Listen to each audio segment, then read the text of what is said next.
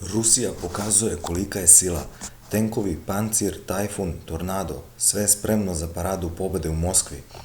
Mehanizovani konvoj koji će 24. juna učestvovati u paradi povodom Dana pobede na Crvenom trgu preseljen je sa poligona Alabino na trg u ulici Njižnji Menjevniki u Moskvi, saopštilo je Ministarstvo odbrane Rusije.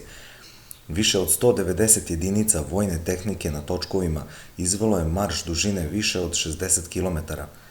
Između ostalog premešteni su autonomni lanseri za raketni sistem JARS, operativno-taktički raketni sistemi Iskander M i obalski raketni sistem BAL, protivvazdušni sistemi S-400, protivvazdušno-raketni topovski sistemi Pancir, višecevni bacači, Tornado S, vozila Tigar M, blindirani automobili Tajfun K 4x4 sa borbenim mogulom na daljinsko upravljanje i Tajfun VDEV, oklopni transporteri BTR-82, teški višecevni raketni lanseri TOS-2 i drugo.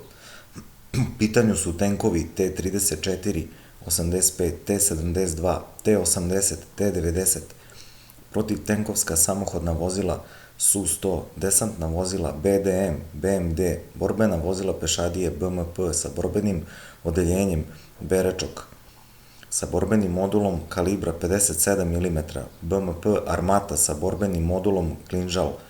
Tu su i protivvazdušni i artiljerijski sistemi derivacija PVO, protivvazdušni sistemi Buk M3 i PVO sistemi S-300V4, višecevni bacači raketa Tornado S, teški višecevni raketni lanseri TOS-1, a i drugi, prenosi Sputnjik.